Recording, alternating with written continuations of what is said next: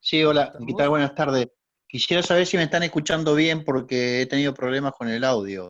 Sí, sí, se Soy escucha de perfecto. Sarmiento. Ah, bueno, buenísimo, Se escucha gracias. perfecto. Mi nombre es Alex, soy Eh, de Sarmiento Chubut. Buenísimo, bienvenido Alex. Bienvenido a todos los compañeros y compañeras que hay de todo el país. Hay ya más de 150 personas. Es difícil saber de qué provincias, pero bueno, había convocados de todas las provincias del país, así que bienvenidos a todos. Si les parece, damos por comienzo.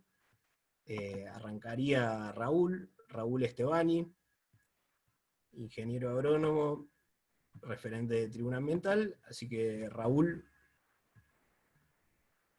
¿estás por ahí? Sí, ahí está, ¿se me escucha? Perfecto, dale. Bueno, y ahí compartí el video, también se está viendo, ¿no? Sí, perfecto. Bueno, entonces arranco yo. En principio, muchas gracias Martín y muchas gracias en nombre de Tribuna Ambiental al resto de los compañeros que me acompañan en el panel. Yo voy a presentar algunas filminas, son muy poquitas, y en todas ellas hay algún tipo de información que por ahí, por el tiempo que tenemos para hablar, no se va a poder explicar convenientemente cada uno de los puntos, así que, por lo tanto, exhorto a que cualquier duda que les vaya quedando, la vayan dejando para el tema de las preguntas, la vayan dejando para el tema de las preguntas. La defensa del ambiente, de alguna manera, nos habilita a hablar del extractivismo. El extractivismo, una de las primeras definiciones que podemos utilizar, es que es una práctica de despojo de la riqueza natural para destinarla, por lo general, a los mercados externos. Otra manera de definirlo es que es un patrón de acumulación basado en la sobreexplotación de los bienes naturales, que por lo general son no renovables, y también destinado al mercado externo. Destinados al mercado externo con un único objetivo de generar dólares, y con esos dólares, en los últimos gobiernos lo que se ha visto es que esos dólares se destinan exclusivamente al pago de la deuda externa. Deuda que es oportuno remarcar que la caracterizamos como fraudulenta, usurera, ilegítima totalmente. Dentro de las prácticas más comunes del extractivismo se pueden mencionar la megaminería, el fracking en la industria petrolera, y después toda una serie de otras actividades vinculadas con los negocios del agronegocio, que son las granjas industriales de cerdo, la quema de pastizales, la defensa de los humedales, el tema de los agrotóxicos, los basurales a cielo abierto, la deforestación y el avance de la frontera agropecuaria. Prácticamente muchas de estas actividades en los últimos días, producto de que los gobiernos nacionales y provinciales han dejado hacer, prácticamente no han hecho nada por terminar con estos problemas, y que se venían registrando actividades en el medio de la pandemia, se han producido grandes movilizaciones en apoyo a cada una de ellas. Bueno, lo de la megaminería en Chubut, en Mendoza, lo del fracking también en las provincias sureñas, lo de la quema de pastizales, como dijo Martín hace un ratito, la movilización en el puente Rosario Victoria, una movilización que se hizo el sábado también en Neuquén, también por el tema de la quema de pastizales y en defensa de los humedales. Bueno, de los agrotóxicos, la población movilizada por este tema es muchísimo, y con el tema de la deforestación, de alguna manera también hay muchas voces disonantes respecto a el interés del gobierno, que es, por un lado, propiciar este tipo de actividades para generar, de alguna manera, recursos para pagar la deuda externa, sin medir en casi ningún caso el tema de las consecuencias ambientales y sociales que traen esta actividad. En el tema de lo de las granjas industriales de cerdo, tuvimos, fue un tema muy actual en estos últimos 15 o 20 días, desde los anuncios de Cancillería de que se iba a firmar un acuerdo con China. A partir de eso se generó todo un debate que fue muy mediático, campañas de firma en contra de eso, muchísima gente se manifestó en contra de la instalación de estas granjas industriales y el gobierno prácticamente no dice nada.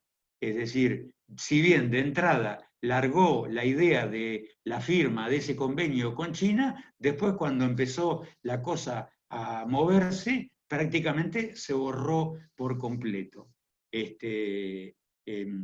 Lo de las granjas industriales de cerdo, es decir, la oposición central está por todas las problemáticas que causan estas granjas industriales de cerdo, que en algunos casos ya lo vemos en granjas que están funcionando en el país, y fundamentalmente la experiencia de lo que pasó en China, de lo que pasó en España y de lo que pasó en otros países de Europa, en donde el tema de los residuos y el tema de la posibilidad de contagiarse enfermedades es un tema totalmente probable. Es decir, que pareciera que no estuviéramos en pandemia cuando el gobierno alegremente saca una propaganda de esto con el único objetivo de que se generen dólares a partir de la industrialización de estos productos sin mediar las consecuencias ambientales que se pueden tener. La deforestación va a ser lo que más me voy a referir.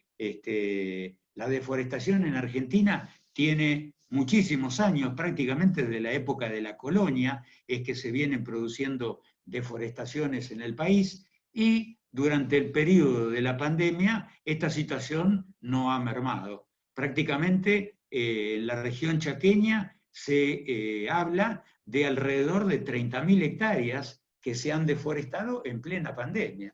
Es decir que ahí se ve una de las inacciones más grandes por parte del gobierno de que no es capaz de frenar esto, más allá de que algunas declaraciones de algunos de los funcionarios sean contrarias a este tema. Lo que está expresado en esta filmina, hay algunos guarismos entre enero y junio, cuando se fue deforestando en cada una de ellas, y después sobre esas 40.000 hasta junio, prácticamente se entendía que eran 30.000 en pleno periodo de la pandemia.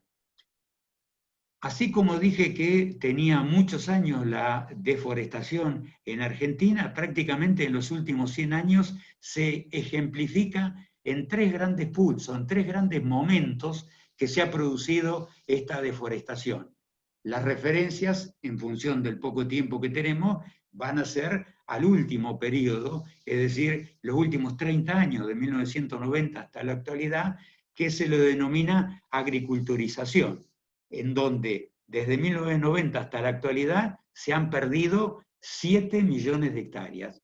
Este proceso de agriculturización está directamente relacionado con lo del tema del cultivo de soja, en primer lugar, que lo que se muestra en el mapa de la izquierda es las zonas en las que se ocupa actualmente la superficie sembrada de soja, y que vemos que en las provincias de la región chaqueña, en Formosa, Chaco, Santiago, Salta, las cantidades son muy grandes. Y después, la evolución que está en el cuadro debajo a la derecha, que marca lo que se sembraba de soja en el 89-90 y lo que se sembró en el 15-16, situación que no permaneció estática, situación que se incrementó terriblemente más.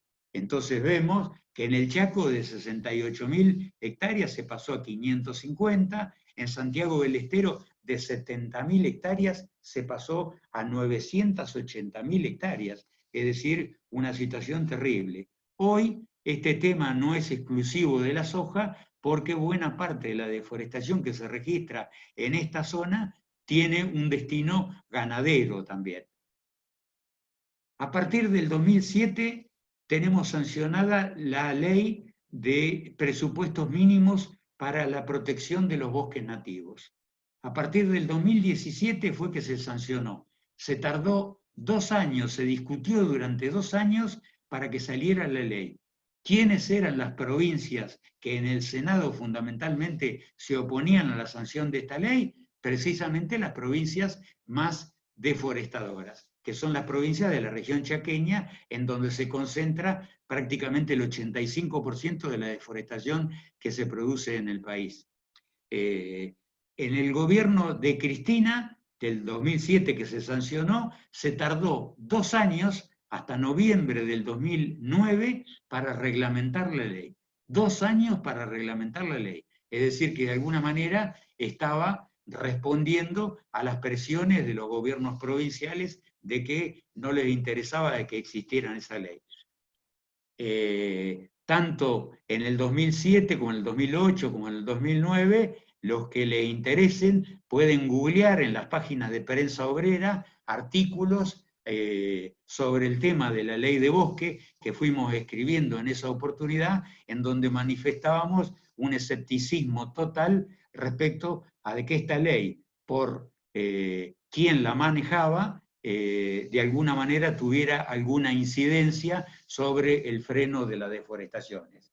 Al cabo de todos los años que han pasado, en el 2020 podemos decir de que nuestro pronóstico en ese momento desgraciadamente fue acertado y que prácticamente la deforestación sigue vivita y coleando. Entre el 2007 y el 2019 se han deforestado casi 3 millones de hectáreas, con el agravante de que 1 de esos millones estaban en zonas de bosque protegida, es decir, en zonas de color amarillo o de color rojo. A partir de la reglamentación del 2009, lo que pasó fue que cada provincia tuvo que redactar la ley de ordenamiento territorial de los bosques nativos. Los terrenos los bosques son provinciales y por lo tanto la provincia tiene potestad sobre sus bosques, sobre su territorio. Entonces, ella fue la que determinó el nivel de anomalías que se registró en las redacciones de esos ordenamientos territoriales, da lugar para hacer una charla exclusiva de ese tema. Pero fundamentalmente, entre las cosas más peligrosas que se fueron dando, fue, por ejemplo, el tema de la autorización de todos los pedidos de desmonte que existían en ese momento. Y está el ejemplo de Salta, de que había un pedido por 500.000 hectáreas en toda la provincia, y que esas 500.000 hectáreas se autorizaron a que se desmontaran, y para que tengan una idea, más o menos en esos años, entre el 90 y el 2015, pero en esos años de la redacción del ordenamiento territorial, el nivel de deforestación en todo el país era de alrededor de 300 a 350.000 hectáreas. En Salta solo se pidieron 500.000, es decir que ahí se mostraba de alguna manera la voluntad que iban a tener presente los gobernantes para el manejo de las leyes. Con los sucesivos ordenamientos territoriales en las provincias en donde ya renovaron esos ordenamientos que tienen 5 años de vigencia, el otro tema que pasó, la anomalía grande que pasó, fue el tema de las recategorizaciones. Las recategorizaciones es que terrenos que estaban en rojo pasaron a amarillo, o terrenos que estaban en amarillo pasaron a verde. En la actualidad, el nivel de deforestaciones que se registra en el país es bastante menos que esta cifra que estamos mencionando, es de alrededor 140 a 150.000 hectáreas por año, lo cual igualmente es de una gravedad inusitada y hace que Argentina participe en las listas de los 10, 12 países más deforestadores de todo el orbe. ¿Qué consecuencias trae el tema de la deforestación? Bueno, trae consecuencias ambientales y trae consecuencias sociales que son aún más graves. En todas y cada una de las consecuencias ambientales que están establecidas en esta filmina, de las cuales no voy a entrar a hacer ningún detalle, pero después podemos volver en el debate sobre lo que se le ocurra, cada una de ellas individualmente marca la importancia que tiene la preservación de los bosques, porque todas y cada una cumplen una función indelegable, una función que es totalmente imperioso mantener totalmente. Entonces, entre las consecuencias sociales, a partir de la poca claridad en el tema de la tenencia de la tierra por parte de los campesinos y pueblos originarios que hacía 300, 400, 500 años que la habitaban, fundamentalmente grandes empresas en connivencia y en algunos casos con la participación directa de autoridades provinciales generaban títulos de tenencia igualmente truchos, pero que con esos títulos producían expulsiones de los campesinos y de los pueblos originarios. En muchos de estos casos se registraron expulsiones muy violentas, con mucha gente lastimada, producto de que esas expulsiones se hacían con presencia de bandas armadas, en donde la mano de obra desocupada estaba totalmente en vigencia. Esto dio lugar a un proceso de concentración de tierras a las cuales las adquirían por monedas directamente y que se diera otra particularidad de que toda esta gente expulsada de los campesinos y los pueblos originarios, expulsados de su lugar natural de asiento, fueran a parar a los alrededores de las grandes ciudades en condiciones terriblemente precarias de vida. Prácticamente, Raúl, sí. te queda un minutito para cerrar, ¿te parece? Entre las 250 y 300 familias más representativas, estas son las 20 más importantes de las que produjeron todo el tema de la deforestación en ese lugar. Después también se puede volver. Producto de esto, diciembre del 2019, nuestra diputada nacional por el Partido Obrero y el Frente de Izquierda, Romina del Pla, presentó un proyecto de moratoria de los desmontes por 2 años, en donde se le daba una injerencia muy grande a las asambleas populares que estuvieran vinculadas, las asambleas ambientales populares que estuvieran vinculadas con este tema. Y bueno, después de eso sacamos un proyecto para conseguir firmas para avalar el proyecto, cosa que todavía está, ahí dice 2.000 firmas, son bastante más. Y finalmente, para cerrar, lo que quiero manifestar es una propuesta a los compañeros que me integran en el panel y en general a todas las organizaciones ambientales de que le pongamos fecha, de que convoquemos a un plenario general de organizaciones ambientales con el obviamente todas las organizaciones ambientales que estén por el freno a los desmontes y para que consigamos el tratamiento parlamentario que hasta ahora no se ha podido conseguir. Está en la Comisión de Recursos Naturales, todavía no salió de la Comisión de Recursos Naturales y por supuesto tampoco llegó al recinto legislativo. Esto es todo lo que tenía para decir. Cualquier cosa nos volvemos a encontrar en las preguntas. Muchas gracias por la atención. Bueno, muchas gracias, Raúl. Muy claro, la verdad, lo que estuviste expusiendo. Bueno, ya ahí empezaron a llegar, para quienes se empezaron a sumar mientras estaba exponiendo Raúl, ya empezaron a sumarse por el chat algunas preguntas. Les recuerdo que pueden mandarnos y después de la primera ronda de los oradores vamos a abrir las preguntas para que ellos puedan responder. Mándenlas ahí por el chat y después las juntamos nosotros y se las preguntamos a los oradores. Pasamos al segundo orador del panel, Juan Bello, militante de Rebelión o Extinción, Argentina. ¿Estás por ahí, Juan? Sí. ¿Me escuchan? Se escucha perfecto. Excelente. Bueno, muchísimas gracias a todos por unirse. La verdad, Raúl, impecable, clarísima la presentación y la exposición. Me acortás unos cuantos minutos la mía, porque hay muchos temas que ya aclaraste y me parece excelente, así es más llevadera la charla. A ver, es innegable que la situación de los humedales es cada vez peor.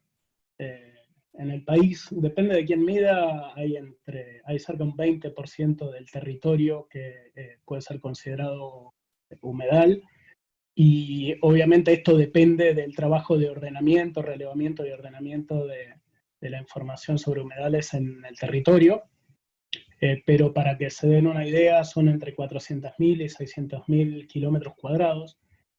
Y eso no es solamente lo que los humedales de la cuenca Paraná-Paraguay, del delta o de ecosistemas costeros. Hay humedales de altura en zonas que están extremadamente comprometidas por una situación de estrés hídrico y de sequía o mega sequía que se viene viviendo.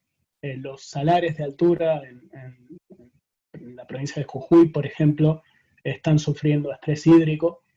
Los cambios en los patrones de lluvia y los patrones de humedad están generando cambios en todas las regiones en términos de disponibilidad de humedad, no exclusivamente por desertificación o sequía, sino en algunos casos el cambio de patrón genera una situación en donde hay sequía o falta agua por periodos largos de tiempo, y fenómenos climáticos extremos producto del cambio climático que es generado por el sistema de producción y consumo en donde estamos viviendo,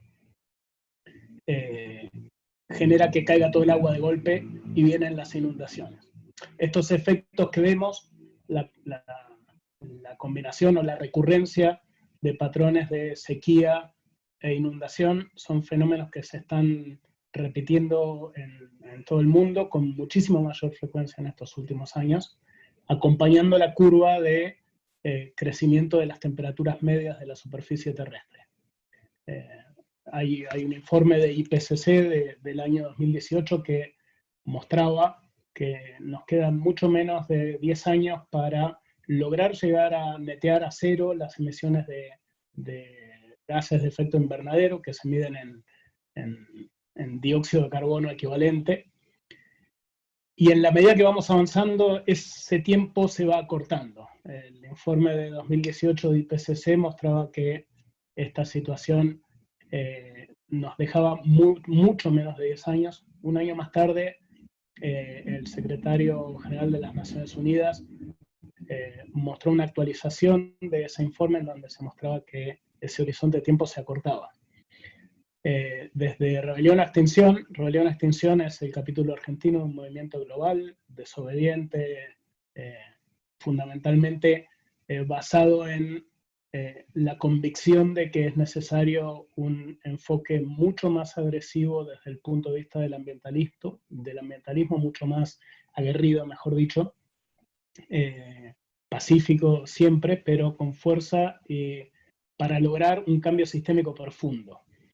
Y este cambio sistémico profundo es necesario porque el problema de humedales, al cual ahora voy a volver, es solamente una de las manifestaciones de este problema sistémico, y es el sistema de producción, consumo y distribución de bienes a nivel global está roto y está llevando no solamente a la humanidad a una situación de posible colapso sistémico, colapso civilizatorio, sino a la extinción a millones de especies. ¿Por qué esto es un problema sistémico? Porque si nos ponemos a ver, el problema de humedales está basado principalmente por el avance de las actividades económicas humanas sobre los ecosistemas. Y esto no es solamente la quema que contaba Raúl, que se da para limpiar el terreno, para ganadería industrial o para agricultura. También se hace para limpiar el terreno para actividades que no son agropecuarias, por ejemplo, en el delta, en la cuenca del Paraná, un recurso que gracias a la acción de la Corte Suprema de Justicia del año pasado, junio del 2018, se frenó o se revirtió un amparo que permitía la construcción de un barrio náutico en zonas humedales que debería estar protegida. Este problema se da en la mayoría de los ecosistemas, y vamos a ver, por ejemplo, cuál es la importancia estratégica del tema de humedales en términos de defensa del ambiente. Protegemos al humedal no solamente porque el humedal sea lindo o sea una reserva de biodiversidad, una reserva de humedad. De hecho, los humedales brindan servicios ecosistémicos enormes, son el principal repositorio de carbono, la forma de secuestrar carbono en la atmósfera. Quemar humedales tiene el doble efecto de liberar el dióxido de carbono por la quema a la atmósfera, lo cual agrava el problema de cantidad de gases de efecto invernadero, sino que además esa superficie deja de capturar dióxido de carbono. El carbono se captura en el suelo en forma de materia orgánica, de plantas, de insectos, de gusanos, de bacterias, de microbios, y en la medida que los ecosistemas que naturalmente secuestran carbono de la atmósfera y lo fijan en el suelo se van degradando, tenemos el doble efecto de la liberación o de la emisión por la degradación o el cambio de uso de la tierra, y privamos al planeta de las herramientas que tienen para absorber y netear carbono. O sea, estamos generando un doble problema. No son solamente los humedales, los pastizales nativos, los bosques, son parte del mismo problema. Y entendemos desde Rebelión a Extensión que el enfoque de lucha tiene que ser sistémico.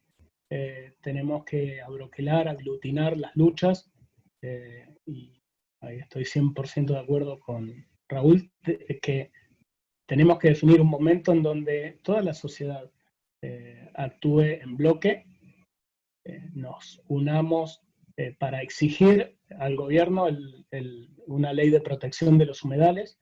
La ley no es suficiente, es necesario que la ley establezca una moratoria, y esto es fundamental. La moratoria es la herramienta que nos podría dar la ley para evitar que entre la sanción de la ley, su reglamentación y el trabajo de relevamiento y ordenamiento territorial suceda lo que sucedió con la ley de bosques y con muchas otras leyes de protección. Y está la ley, y en el momento en que es evidente que la ley va a salir, o que es inminente que la ley vaya a salir, se aceleran en orden de magnitud el proceso de cambio de uso de suelo, de incendios de humedales o de desmontes. Y esto sucede porque las leyes, sin un amparo que dé a la naturaleza los derechos que necesitan, y sin una ley de presupuestos mínimos que le dé a los estados las herramientas para ejercer su poder de control, esto es, hacer de policía y efectivamente evitar que en contra de la ley se desmonte o se quemen humedales. Sin eso, la devastación sigue avanzando. Entonces, entiendo que esas tres cosas son necesarias. Por un lado, un frente unido, en donde no solamente las organizaciones ambientalistas, esto afecta a toda la sociedad, porque genera empobrecimiento, el cambio de uso de tierra en general es para producir commodities, esto es ganado para exportar o soja para exportar, no tiene absolutamente nada que ver con la producción de alimentos para consumo local, o en la mayoría de los casos son grandes grupos económicos los que terminan aprovechando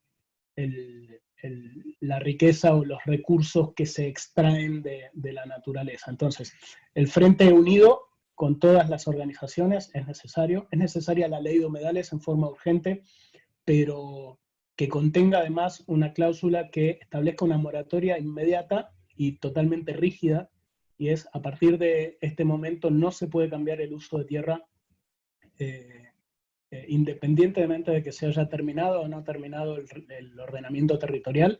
Y el tercer punto es que exista la reglamentación de los presupuestos mínimos para efectivamente poder reforzar esta lucha, y es que los distintos estados, que el Estado Nacional, los estados provinciales, estén obligados a asignar el presupuesto necesario a los elementos o a los equipos y organizaciones que permitan hacer un control de que la ley de humedales se cumpla, y evitar que pase lo que pasó con con otras leyes de protección, en donde la ley termina siendo un título muy bonito para que quienes se presentan como ambientalistas dentro de las distintas fuerzas que forman parte del gobierno salgan en la foto, pero la devastación ambiental sigue sucediendo.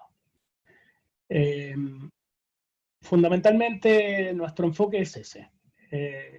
No va a la defensa de los humedales y la defensa del territorio, no puede y no debería depender solamente de la acción de algunos legisladores o de la acción legislativa o de la acción del gobierno, y es en tanto en cuanto nosotras, las organizaciones que estamos trabajando en la defensa del ambiente, podamos unirnos y actuar con energía frente a cualquier tipo de atropello.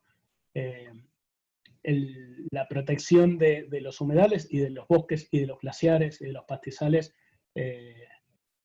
depende de eso. No va a suceder si no lo hacemos entre todos juntos, y le ponemos la cuerpa a esta lucha. En redes sociales, quienes no tengan la posibilidad de estar en la calle quienes tengan la posibilidad de estar en la calle, pero definitivamente la energía con la que tenemos que plantarnos frente a esta situación tiene que ser enorme, porque la realidad es que del otro lado hay un sistema que solamente busca rédito económico para algunas pocas personas o para algunas pocas compañías, pero el costo lo terminan pagando los habitantes del territorio, en cada uno de los lugares. De la misma forma que se frenó la derogación de la ley 7722 en Mendoza, que quitaba la protección del agua frente a la minería metalífera a cielo abierto. Esta lucha va a permitir que se detenga la destrucción de humedales en todo el territorio. Ojalá suceda lo mismo en países limítrofes, pero no va a salir sola, tenemos que encarar esta lucha entre todos. Así que, bueno, nada más. Gracias, y no sé quién está moderando, Santi. Gracias, muchísimas gracias por el espacio. Sí, perfecto, Juan. Muy claro también tu intervención. Justo te estaba por decir que queda el minutito para el cierre, así que buenísimo. Bueno, ya están... no tengo la cámara, me están diciendo. Ya están llegando muchísimas preguntas por el chat.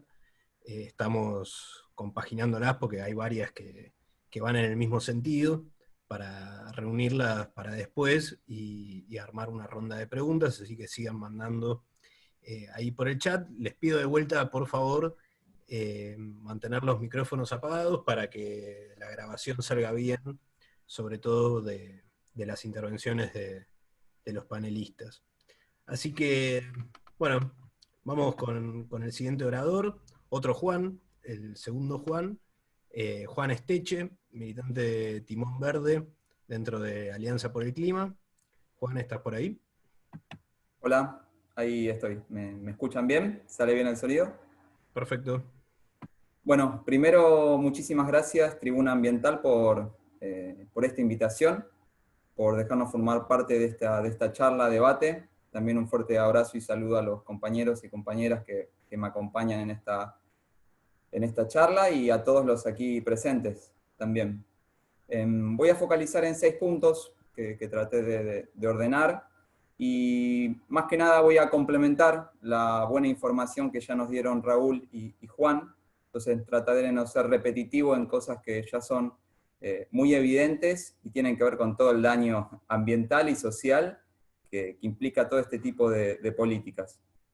El primer punto que quiero resaltar, quizás sea algo como individual, pero tiene que ver con, individual me refiero del colectivo de activismo, de organizaciones socioambientales, de qué está pasando, ¿no? por dentro nuestro, y luego se va a ligar con el punto 2, ¿no? Que es el siguiente.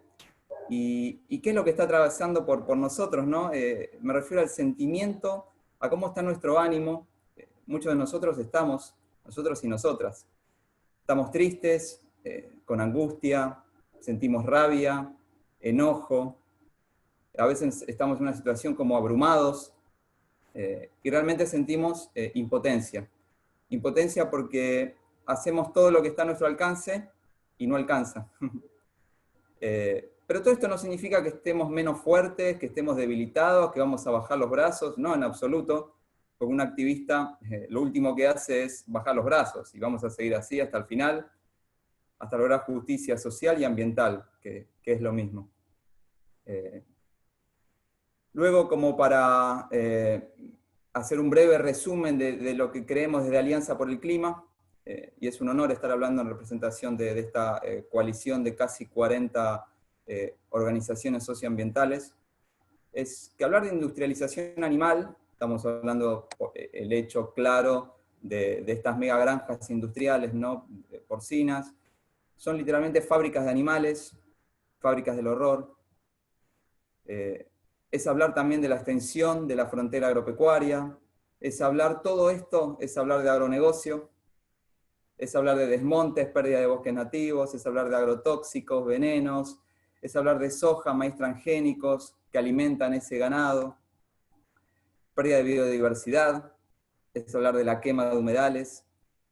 Todo tiene que ver con el mismo mal, este agronegocio y este modelo extractivista que nos está dejando sin planeta, sin recursos, sin vida. No ha significado ni progreso ni desarrollo, sino que hay más pobreza. Las últimas cifras indican que el 40% de la población argentina está bajo la línea de la pobreza. El 93% casi de toda la población argentina vive en zonas urbanas. Quiere decir que esto lejos está este modelo del campo, de que se pueble ese campo, ¿no?, sino que está haciendo que la gente se vaya de sus territorios. Estamos hablando de pueblos fumigados, estamos hablando de cáncer, estamos hablando de los pueblos originarios que son desalojados a la fuerza para huir de sus territorios, ¿no?, y son los legítimos guardianes, como siempre decimos, de ese bosque, y hay que hacer hincapié en una ley que devuelva los territorios a los pueblos originarios, y existen esos proyectos de ley y deben tratarse. Hablamos de contaminación, de aceleramiento, del cambio climático, eso lo estamos viendo. Algo cuando decíamos que las próximas generaciones, no, ya lo estamos viviendo ahora, y las próximas generaciones va a ser aún peor todo esto. Y luego, por supuesto, lo más ridículo en todo esto es que estamos viviendo y luchando contra esto en plena pandemia, originada justamente por este modelo de extractivismo, modelo errado de producción de alimentos que tienen que ver con la degradación ambiental y la explotación animal, esta industrialización animal. Así que podríamos estar convirtiendo a la Argentina también en una nueva cuna de pandemias. Entonces, por eso nos sentimos abrumados. Tenemos absolutamente toda la evidencia científica, toda la voluntad, pero los políticos que hoy tienen el poder, delegado de manera democrática por el pueblo, no están haciendo nada al respecto, nada a favor para que las cosas cambien. Se está decidiendo a espaldas del pueblo, por eso se puede decir que es un absoluto totalitarismo, decisiones dictatoriales, y por eso vamos a exigir, y tiene que ver con el siguiente punto, que comience a haber una participación ciudadana en cada decisión macroeconómica que implique el ambiente. Y como decía antes, hablar de ambiente es hablar de lo social. Y al principio nombré algunas de todas esas sensaciones que sentíamos, era impotencia, ¿no? Impotencia porque hacemos todo y nada alcanza, ¿no? Nos invitas a charlas en el Congreso, exponemos todos estos puntos, pero las leyes no avanzan. Desde Alianza por el Clima apoyamos la ley para detener los desmontes de la diputada del PLA, y sigue ahí durmiendo esa ley. Obviamente que apoyamos la ley de humedales, y perfecto Juan como explicaba que no hay que dormirse solo en eso, porque ¿qué pasa hasta que esa ley se sancione? Por eso lo de la moratoria es muy importante. Con respecto a esto, a la poca actividad o pasividad de los políticos ante este tema, luego ya de casi un mes volvemos a publicar una carta abierta desde Alianza por el Clima hoy mismo, en un rato nomás, esta carta abierta que hicimos a todos los gobernadores del Gran Chaco, presidente y ministros, para que se detengan los desmontes. Así que invitamos a todos a conocer esa carta abierta a través del Instagram de Alianza por el Clima. Y esta situación actual de impotencia nos lleva al segundo punto. Bueno, ¿qué hacemos? ¿Qué tenemos que hacer ante todo esto? Y la verdad que lo que sentimos algunos activistas es que nos encantaría que todo se solucione por las redes, que es como lo estamos haciendo ahora, ¿no? De manera virtual, pero no alcanza.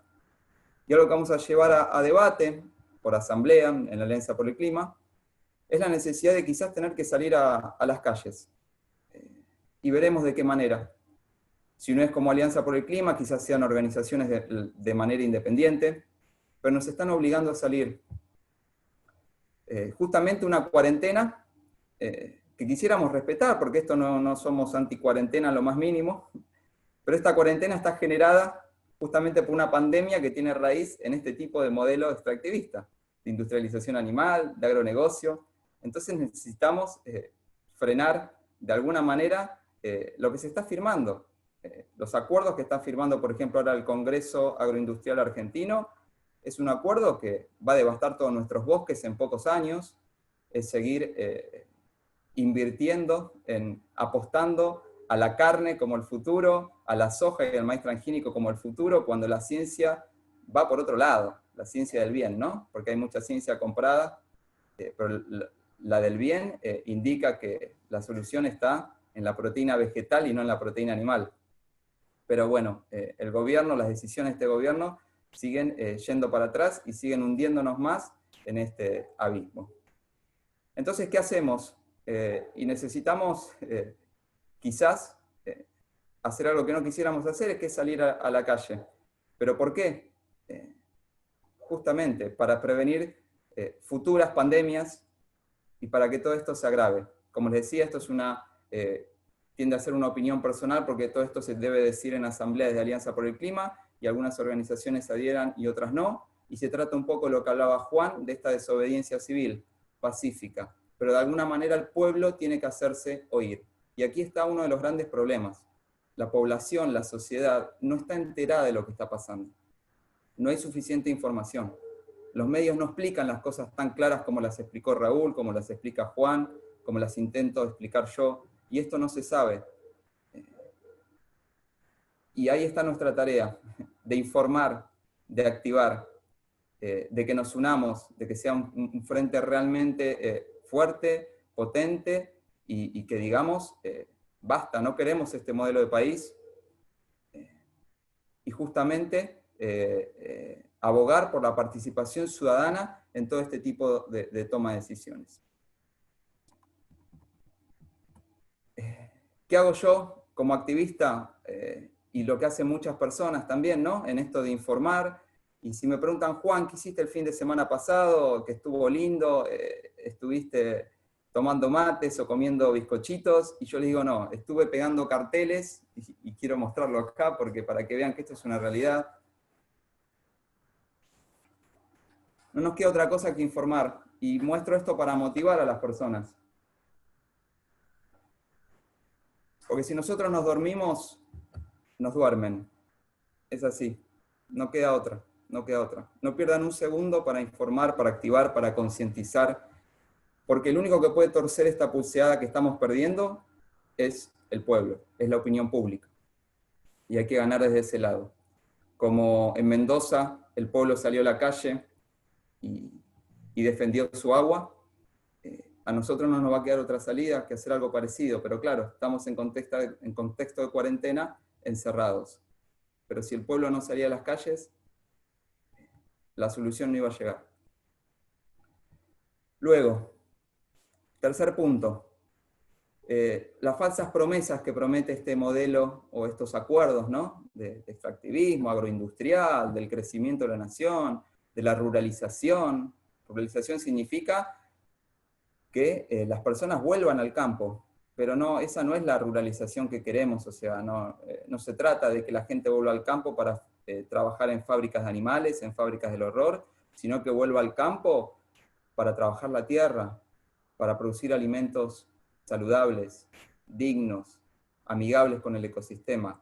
Esa es la ruralización que queremos. Entonces, que no se nos mienta con el regreso al campo gracias a estas granjas industriales, o incluso una extensión de la frontera agropecuaria, que lo único que hace es desmontar, y justamente es el causal de que haya tanta urbanización. Es decir, que la gente, las personas, los pueblos originarios deban salir de sus territorios, del campo, para ir hacia la ciudad.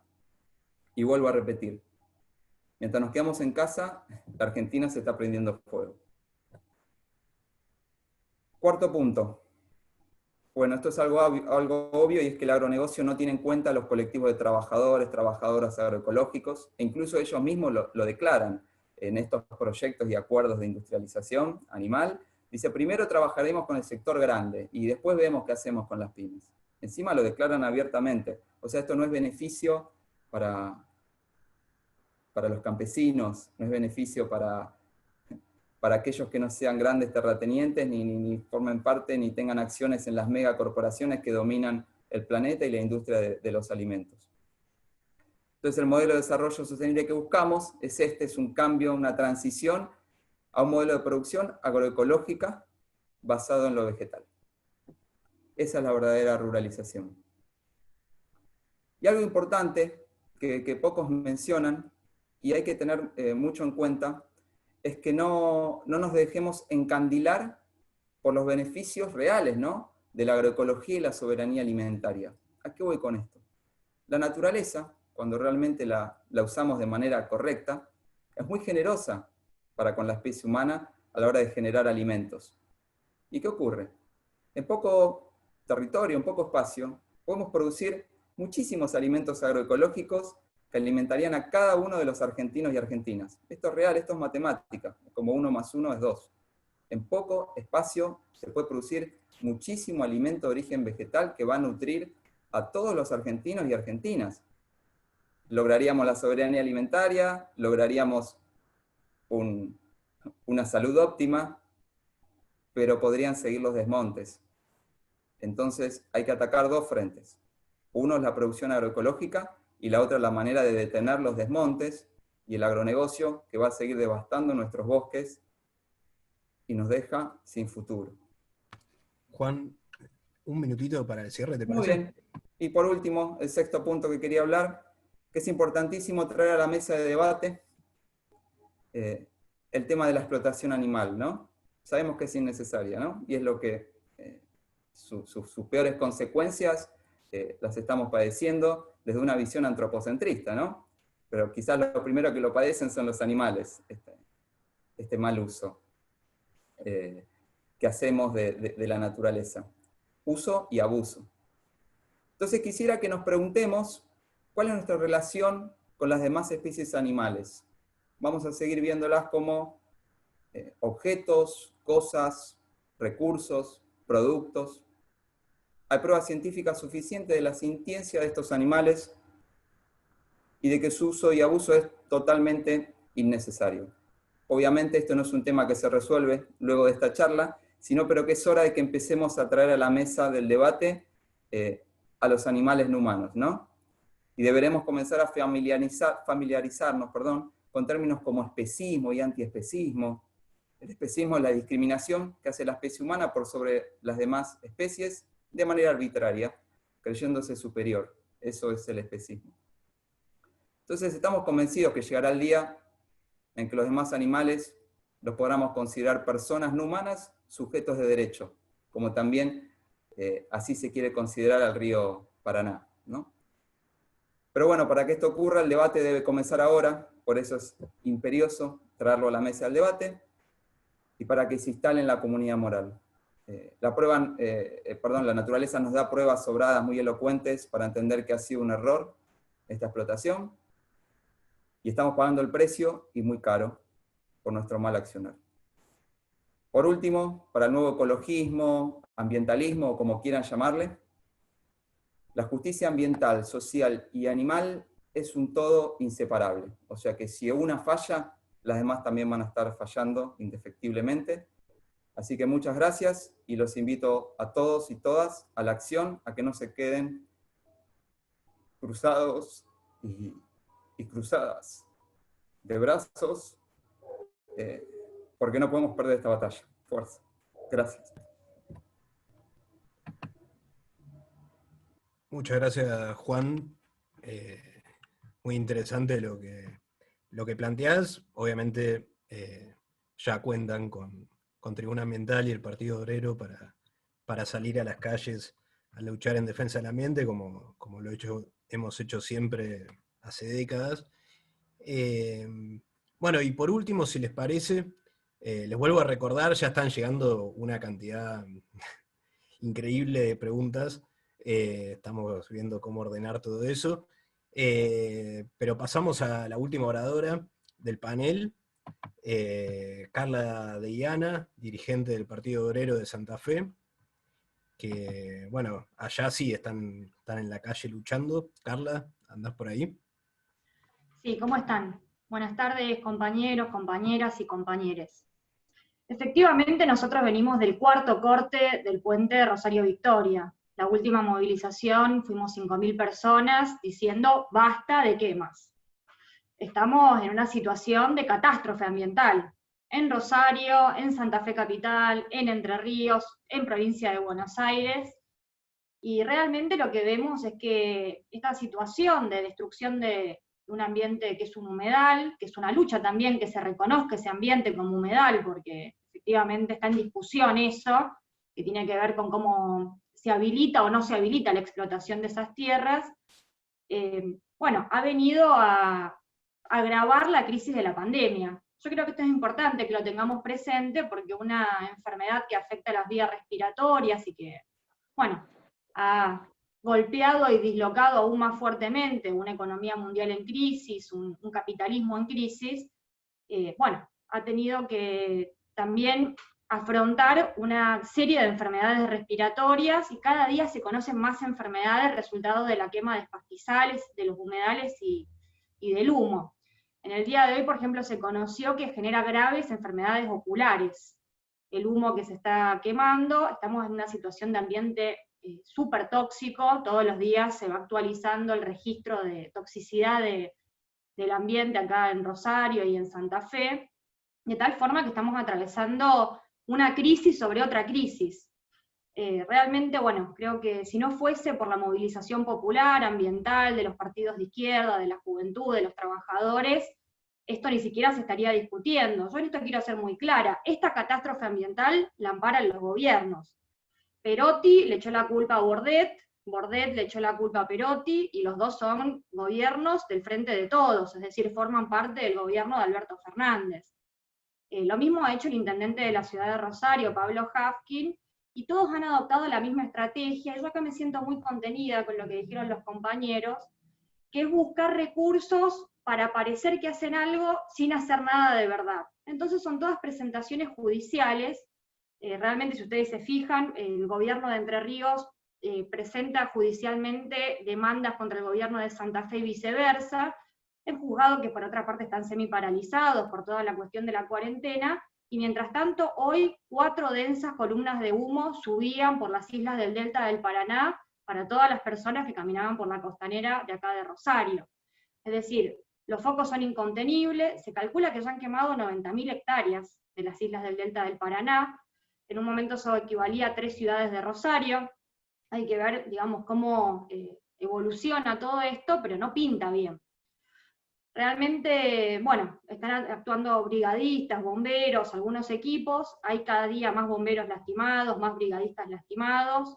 Ya el humo está empezando a llegar el humo y el fuego está empezando a llegar a las ciudades. En el centro de Santa Fe, Santo Tomé, Santa Fe Capital, el otro día se quemó parte de un puente colgante. Hay quemas de viviendas, y todo esto es resultado de la extensión de la frontera ganadera, agroganadera, agroexportadora, porque ¿cómo es el circuito? Probablemente los compañeros panelistas lo saben mejor de lo que yo lo puedo explicar, pero me parece interesante que lo coloquemos a debate en esta charla.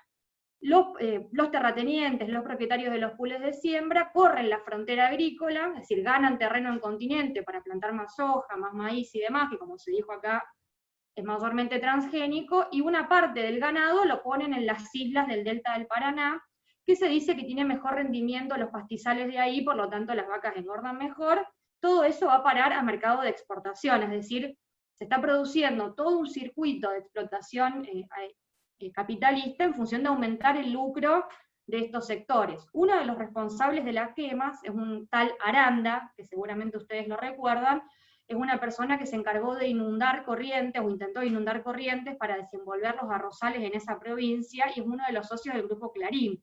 Es decir, no estamos hablando de quemas accidentales, de campistas, que es lo que intentó colocar el gobierno de Entre Ríos y también el gobierno de Santa Fe, sino de quemas intencionales en función de defender el lucro capitalista de los sectores sojeros, ganaderos y también de los frigoríficos, en medio de otra situación excepcional que tiene que ver con el cambio climático, que es la bajante histórica del Paraná.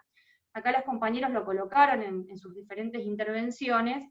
El Paraná este año llegó a mínimos históricos de 8 centímetros, es decir, acá uno caminaba por la ribera y no veía río Paraná, el más importante del mundo. Esto es resultado de que hay una disminución muy importante de las precipitaciones, producto de todo el cambio climático, resultante de esta depredación capitalista del ambiente.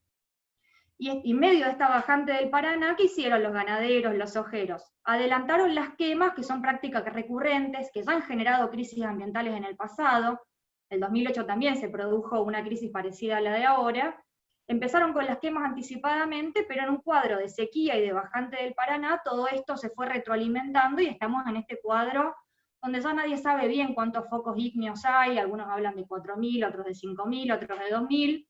Realmente la situación es desesperante. Hay un observatorio de científicos acá en Rosario con imágenes de la NASA, mostrando cómo van creciendo todos los días los focos de incendio.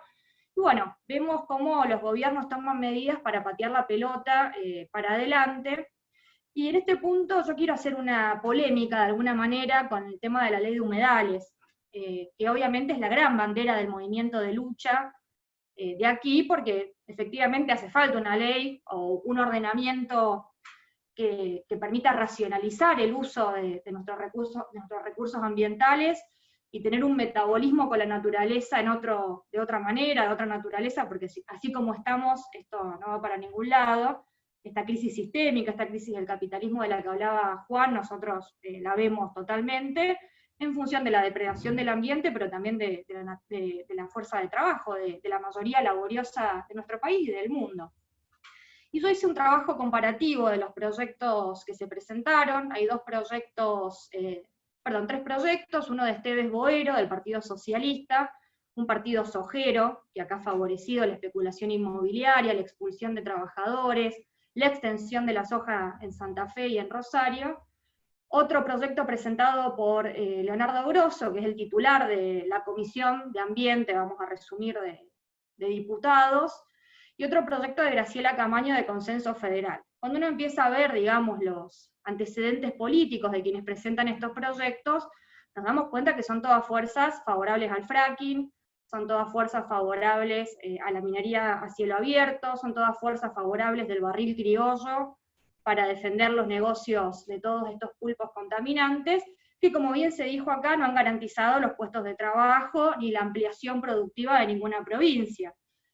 Bueno, sucedió lo mismo con la mentada soberanía alimentaria en relación al proyecto de expropiación de Vicentín.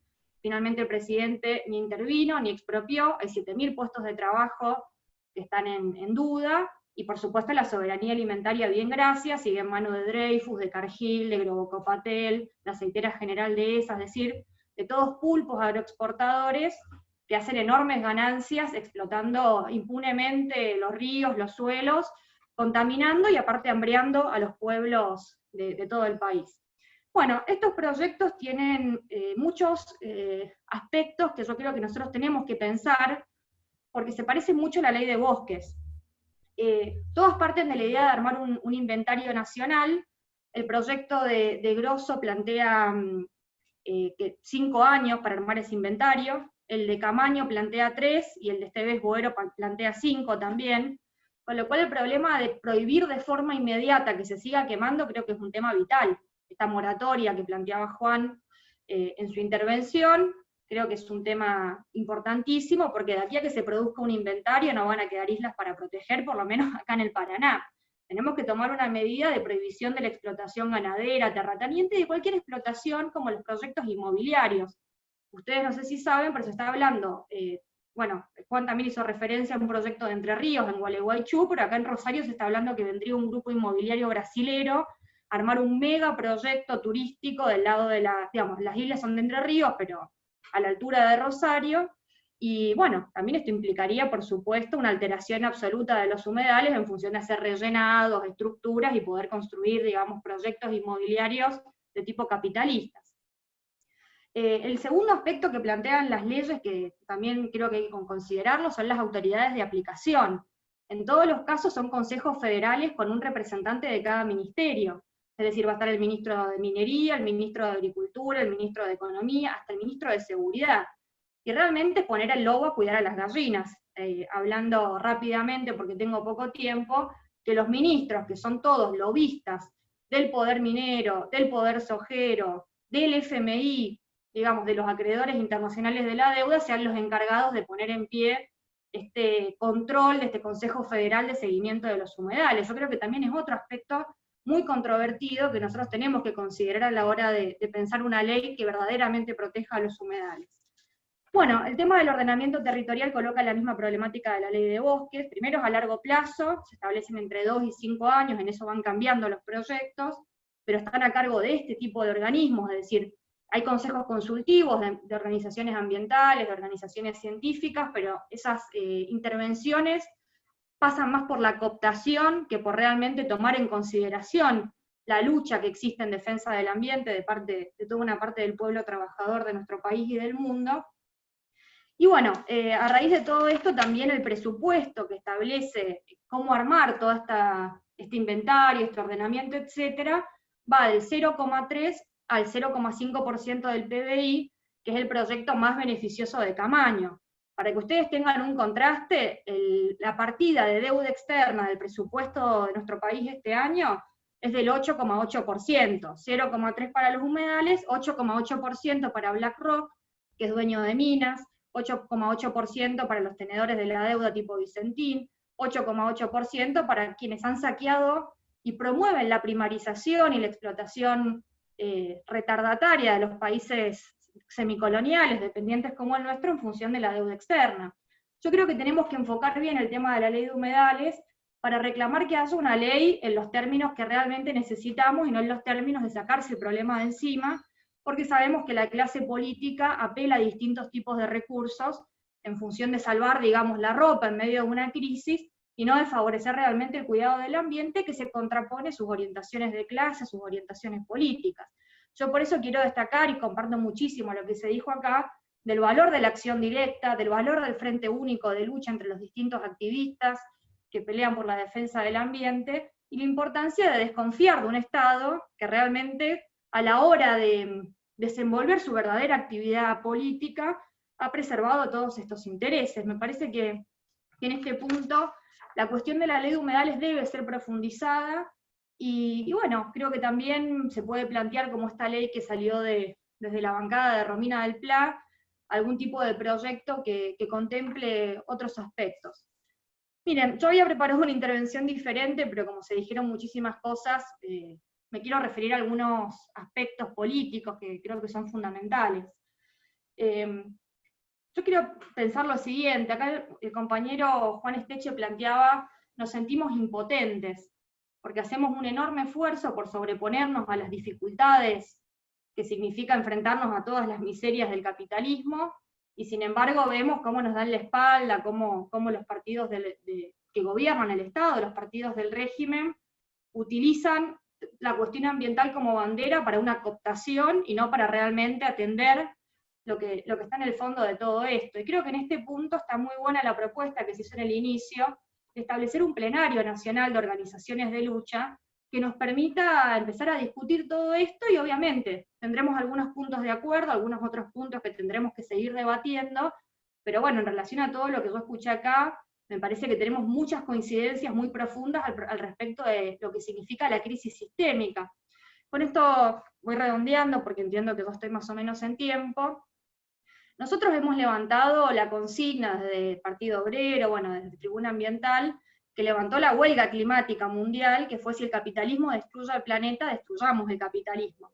Porque efectivamente acá hay que pensar que hay una clase social minoritaria que se aprovecha este régimen depredatorio, de este régimen de explotación, para poder enriquecerse. Es decir, en medio de tanta irracionalidad hay una racionalidad, es la búsqueda de beneficio, la búsqueda de plusvalía, y en medio de una crisis tan profunda como la que está viviendo el mundo, no podemos esperar más que un agravamiento de esta situación, porque efectivamente se produce una profundización de las disputas entre los principales países imperialistas y entre los principales monopolios imperialistas para tratar de salvarse. Entonces agudiza la guerra comercial entre China y Estados Unidos, y tenemos como resultado que quieren convertir a Argentina, de la mano de Felipe Solá, en una factoría de cerdos para, bueno, todo lo que acá se denunció, que por supuesto nosotros desde el Partido Obrero rechazamos por todos los motivos que también acá se dijeron, en relación a los problemas sanitarios, a las cuestiones de maltrato animal y fundamentalmente de convertirnos en un apéndice que siga primarizando su economía en función de las necesidades de países que no son, digamos, que no tienen intereses en desarrollar plenamente ninguna actividad humana, sino en función de intereses capitalistas. Carla, bueno, un minutito para cerrar, ¿te parece? Voy terminando. Con lo cual me parece muy importante que nosotros tengamos presente que, más que frente a una crisis civilizatoria, estamos frente a una decadencia del capitalismo. Y esta decadencia capitalista está generando una destrucción acelerada del ambiente y de la fuerza de trabajo de la mayoría de la humanidad. Miren, nosotros vivimos acá muy cerca del cordón industrial de San Lorenzo. Cada 2 por 3 se producen derrames sobre el Paraná de las aceiteras, u obreros que mueren aplastados debajo de las toneladas de soja, que terminan generando muertes cada 2 por 3 en función de que no hay procesos productivos controlados, procesos productivos seguros, sino que se va produciendo en función de la voracidad capitalista. Y en este sentido, y con esto termino, nosotros somos partidarios en este punto del control obrero, de la intervención de las organizaciones populares, ambientales, y empezar a tener una fiscalización como un contrapoder, es decir, una fiscalización popular de los trabajadores, de las organizaciones de lucha, contra un Estado responsable de toda esta degradación y esta explotación capitalista. Bueno, muchas gracias. Bueno, muchas gracias a vos, Carla. La verdad, excelente intervención. Y si les parece, pasamos, como habíamos dicho en un principio, a la ronda de preguntas. Estuvieron mandando por el chat cientos de preguntas, literalmente, así que estuvimos ahí tratando de juntar las que eran parecidas, de la misma temática. Les proponemos que sigan mandando por el chat preguntas, pero vamos con la primera, que es sobre el tema de los desmontes. Bueno, había varios comentarios, o sea, voy a leer algunos comentarios y algunas preguntas, pero juntamos varias en una. Un comentario decía, me pregunto si no podremos prohibir directamente la deforestación, como hicieron países desarrollados, evidentemente entendiendo la gravedad de perder los bosques y los montes nativos. Después, otro comentario preguntaba, este proyecto que presentó Romina del Pla, ¿qué plantea exactamente? Y si va en contra de la ley de bosques que existe actualmente. Y muchos comentarios en el sentido de los desmontes y efectivamente cómo seguir en este sentido. Así que si les parece, armamos quienes quieran responder de los 4, puede ser en el mismo orden que ya hicimos para no mezclarnos. Tratemos de en 2-3 minutitos responder, si les parece. Raúl, ¿querés arrancar? Bueno, si se puede prohibir los desmontes como ocurrió en los países, por supuesto. El proyecto dice exactamente eso. Y todo lo que venimos diciendo, en lo que hablaron los compañeros, todo es para reafirmar la necesidad de que nos juntemos, de que salgamos a la calle, de que peleemos la situación, de que se termine de una vez por todas con los desmontes.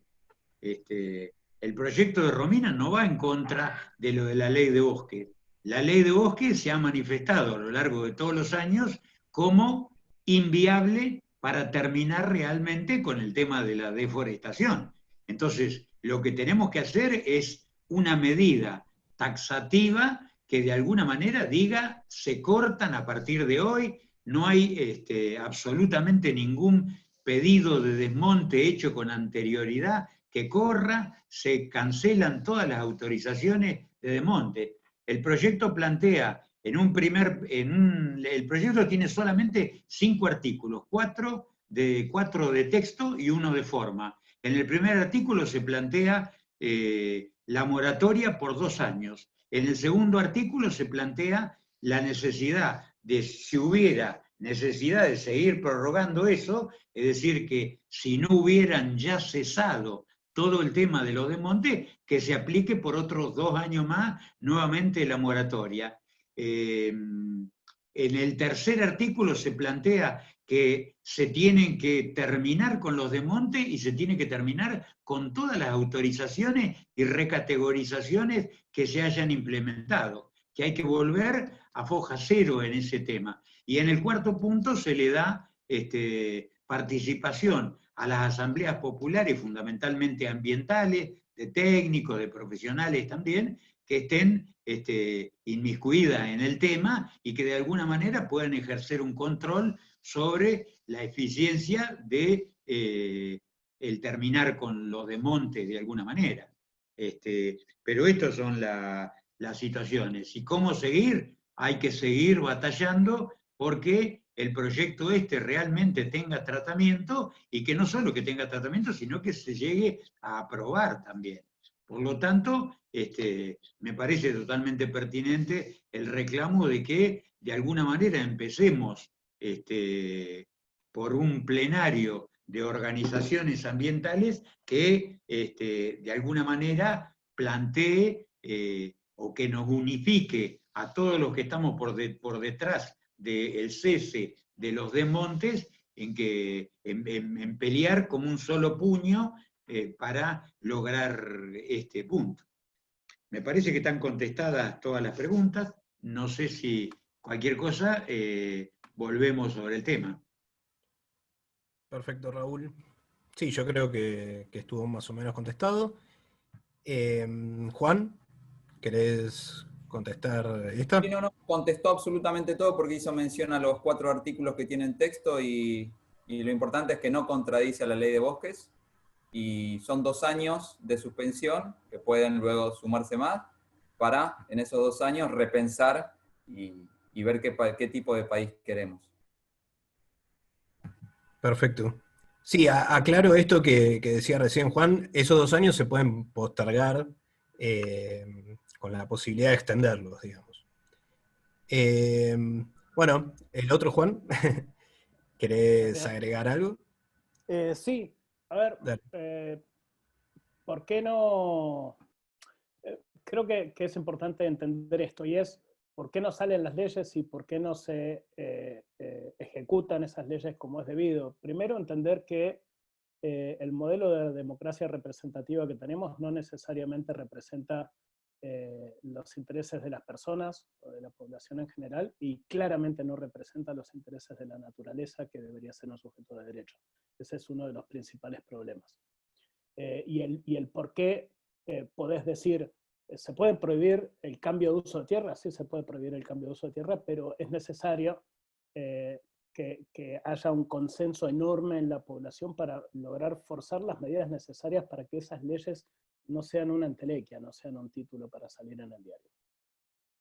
Para hacer eso, claramente, todo lo que podemos hacer de difusión en redes y de escribir artículos, esto que estamos haciendo ahora, es necesario, es un despertar de conciencias, pero fundamentalmente para lograr que las cosas sucedan, no podemos esperar que los gobernantes o los legisladores se encarguen del tema, porque claramente no lo han hecho. La ciencia ambiental viene gritando, por favor paremos, hace más de 30 años, y el sistema continúa.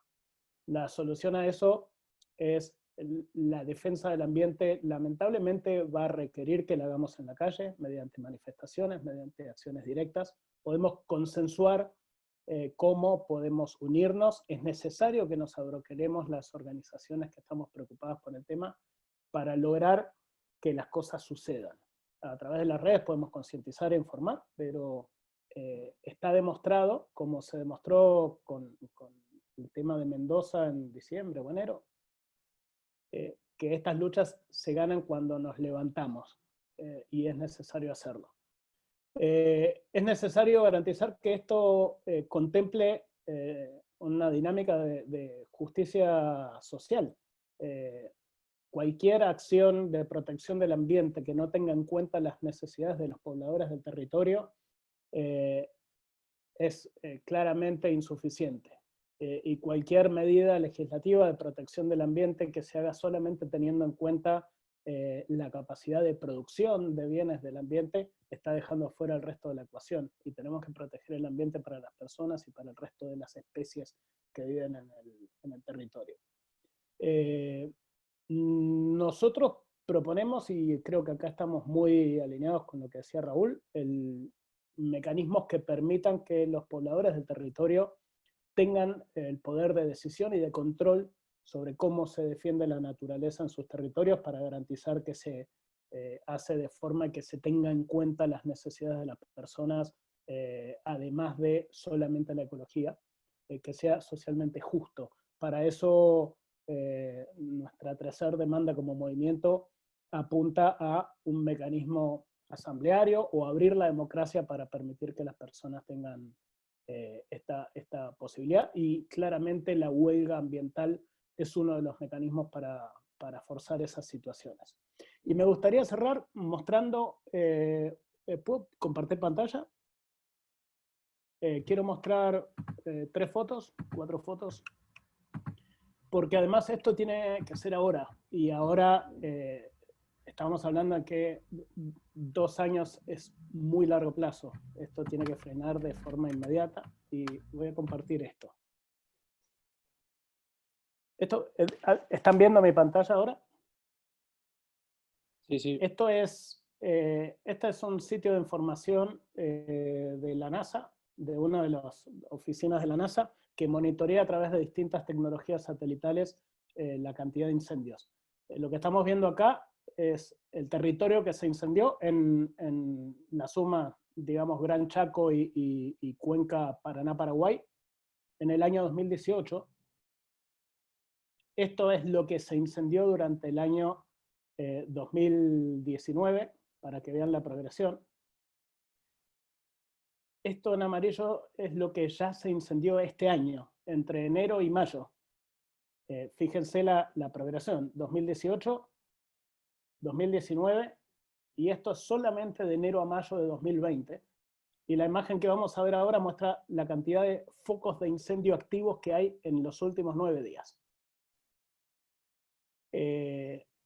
Creo que es evidente que la situación no solo es urgente, es desesperante, y no es casual. En la medida que los movimientos ambientalistas y de defensa de la tierra, del ambiente, estamos siendo cada vez más visibles y mejor organizados, el sistema se apura para obtener rédito económico. Hoy en día, gran parte de nuestro país está en llamas, y esto no se limita a la cuenca del Paraná. Todas las unidades de producción de ganadería industrial y sojera están apurando los desmontes, porque saben que esto que estamos haciendo nosotros va a tener resultados. Es necesario que este resultado se dé ahora, urgente, y la única forma de hacerlo es a través de la acción directa y de la acción conjunta y orquestada de todas las organizaciones en todo el territorio. Y es algo que no podemos seguir posponiendo. Eso. Gracias. Clarísimo, Juan Bello, de Rebelión o Extinción, Argentina. Estamos de acuerdo en que hay que activar al respecto, como ya lo venimos haciendo hace mucho tiempo. Carla, ¿querés sumar algo con respecto a estas preguntas, a esta tanda de preguntas? Muy cortito. Nosotros planteamos el problema de los comités de organizaciones ambientales, de organizaciones de trabajadores, de vecinos, de la juventud, que intervengan con la capacidad no solamente de fiscalizar sobre la base órganos, digamos, convocados por el Estado, a partir de los cuales se te escucha, uno se saca una foto con tal o cual gobierno o tal o cual partido político, y luego queda como una recomendación o un saludo a la bandera, sino con poder de veto. Planteamos lo mismo en relación a la cuestión de los procesos contaminantes o insalubres en medio de una pandemia. Realmente están obligando a los trabajadores a ir a laburar en condiciones absolutamente insalubres. Hemos visto imágenes aterradoras de cómo agolpaban a los cajeros, a los repositores, a los empleados de los supermercados en una habitación con llave como método de control del contagio del COVID-19. Es decir, las patronales y quienes detentan el poder económico y político quieren continuar con la cadena de producción, porque si la cortan significa una pérdida de un beneficio, de un negocio, de una transacción en medio de un mundo en crisis, y nosotros tenemos que oponerle otra lógica, que es la lógica de las mayorías, de quienes vivimos de nuestro trabajo y quienes vivimos en estos ambientes y somos los únicos interesados en protegerlos. Por eso el problema de la acción directa y del poder de veto sobre la base de esta movilización independiente nos parece realmente que es el punto. Acá se mencionó lo de Mendoza. La rebelión de Mendoza fue un antes y un después de un proyecto de gobierno de Alberto Fernández. Ellos venían por vaca muerta para conseguir divisas para pagar deuda externa, era un gran proyecto del gobierno que asumió. Habían dicho vaca muerta es el shale gas, el shale oil de Obama en Estados Unidos. Ellos venían por esa línea. Y la rebelión de Mendoza contra la ley Cianuro significó cortarle el paso a un proyecto de mayor explotación minera, mayor degradación de las aguas, de la vida de los pobladores, y nos parece que esa es la orientación. Fue el Fuera Botnia, que el balance de esa lucha, obviamente a uno lo deja con un sabor semi-amargo, pero esa experiencia popular me parece que es lo que nos importa, digamos, de las derrotas uno aprende el camino para la victoria definitiva, y también este corte del puente Rosario Victoria creo que es heredero del Fuera Botnia, y me parece que ese es el camino, la organización independiente del Estado, de los gobiernos, y movilizarnos para tener poder de veto frente a los procesos contaminantes como esto que se acaba de describir. Clarísimo, Carla. Así que, si les parece, después de esta primera ronda de preguntas, pasamos a la segunda, que intentamos juntar muchas preguntas, porque había algunas sobre la ley de humedales y cómo seguir y cómo conquistarla, que yo creo que muchas cosas ya se estuvieron diciendo, también por la similitud de cómo seguir esta lucha en todos los aspectos y en todas las particularidades que se están dando.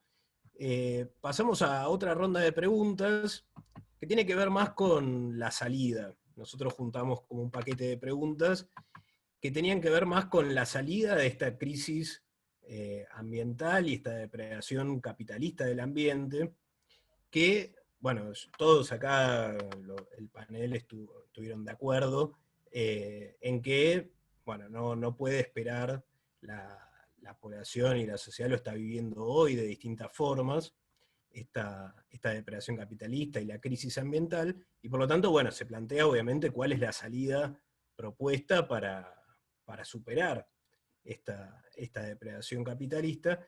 Y entonces, bueno, voy a leer algunos comentarios y algunas preguntas que juntamos, y si les parece, podemos hacer otra ronda para responderlas. La primera preguntan si una solución posible a la depredación de las tierras puede ser una reforma agraria, y qué características tendría. Bueno, con lo difícil de responder esta pregunta, pero una pregunta es esa. Otra pregunta, preguntan cuál es la posición de cada uno de los oradores sobre el veganismo como una salida válida ante la contaminación que produce la producción basada en animales. Y por otro lado, preguntan si existe una posibilidad de algún modelo que no sea extractivista, en los términos en que se estuvo planteando. Así que, si les parece, juntamos esas preguntas y volvemos a hacer una ronda como hicimos recién. ¿Les parece? ¿Querés arrancar vos, Raúl, de vuelta, si mantenemos el orden? Bueno, obviamente que una solución posible tendría que ser la implementación de una reforma agraria, obviamente. Estaríamos totalmente de acuerdo. Hay bastantes dificultades en el terreno de la implementación, pero no hay ninguna duda de que una reforma agraria podría llegar a ser una solución. Respecto a lo del modelo extractivista y de todas las críticas que le hemos hecho a todas las actividades que se puedan realizar, las vinculadas con el agronegocio y las que no están vinculadas con el agronegocio, pero que son igualmente de extractivista, tienen el objetivo de la generación de la formulación de los mercados externos y la generación de divisas que después se utilicen para pagar la deuda externa. Por supuesto que hay otros modelos que se podrían implementar que de alguna manera no responderían al extractivismo, sino que serían algunas de las cosas que fue diciendo Juan Esteche en la intervención, y creo que Juan de Bello también tocó alguna de las cosas, alguna cosa en particular, pero me parece que sí, que hay diferentes alternativas que no serían extractivistas, pues en función de que el extractivismo no busca el tema de solucionar el hambre a la gente, se la pasan hablando de que producimos alimentos para no sé qué cantidad de millones, y el tema es que sigue creciendo el número de muertos de hambre. En Argentina ya estamos en niveles, en porcentajes altísimos de eso, y la cantidad de alimentos que se producen, obviamente vinculados con el agronegocio, tienen otro destino y no ese otro destino. Respecto a lo del veganismo, bueno, yo particularmente no estoy muy de acuerdo con lo del veganismo, de alguna manera lo puedo respetar, pero me parece que lo que habría que apuntar es a una salida mucho más de conjunto, no a una salida de tipo individual, como puede ser la respuesta del veganismo. Es decir, que una persona, que 10 personas, que 100 personas, que 1000 personas directamente practiquen el veganismo, de alguna manera no me parece que sea una solución en general, sobre todo a la luz de esto que venimos hablando, de los porcentajes tremendos que existen de gente con hambre y de los niveles de pobreza que existen en el país. Bueno, vamos dinamizando la respuesta, pasemos a otro. Dale, perfecto, Raúl. Juan Esteche, ¿querés continuar? Bien, sí, sí. Bueno, con respecto a los 3 puntos, las 3 preguntas, la primera tenía que ver con la reforma agraria. Yo creo que hay que tener mucho cuidado con esto, o sea, sería genial, ¿no? Poder dividir mucho más las tierras, que no se concentren en pocos dueños nada más, que los campesinos, pueblos originarios vuelvan a tener sus territorios, sus tierras los campesinos, pero hay que tener cuidado a uno de los puntos que mencioné antes, que posiblemente se haga quizás esta pantomima o esta cortina de entregar tierras, producir agroecológicamente, y como decía antes, la naturaleza es muy generosa a la hora de producir alimentos de origen vegetal, y quizás consigamos esa soberanía alimentaria, pero no va a detener los desmontes que pasan quizás lejos de Buenos Aires, y aquí no lo vemos de manera real, pero hay que tener mucho cuidado con eso, de que, ya les digo, la naturaleza es muy generosa a la hora de producir alimentos vegetales, y esta reforma agraria debería ser algo mucho más grande de lo que nos estamos imaginando. Y es muy difícil, pero tiene que ver con estas cuestiones que estamos buscando, de que llegamos a un límite donde no hay otra opción sí, que empezar a repartir de una manera más justa. Lo que sí hay que tener en cuenta que este modelo del agronegocio se basa en la ganadería y en la soja y maíz transgénico. Si dedicamos la tierra a producir alimentos de origen vegetal, pero para consumo humano directamente, queda inútil muchísima tierra, que volverían a ser bosques nativos, que volverían a ser selvas. Ahí está el gran dilema de la humanidad. Ya hemos estado haciendo un muy mal uso de la tierra. El 70% de toda, de toda la tierra destinada a producir alimentos, y ahí se incluyen, no hablo solo de agricultura, sino el lugar que ocupan los animales, el 70% está ocupado por ganado. Si uno directamente utiliza del 30% restante todo lo que se produce para alimentar ese ganado, aquí en Argentina y en distintas partes del mundo, terminamos con el hambre mundial si directamente destinamos ese alimento de la agricultura en lugar de para animales, para humanos. Y entonces la pregunta, ¿qué hacemos con el otro 70% restante? No hay que hacer nada, vuelven a ser bosques y selvas.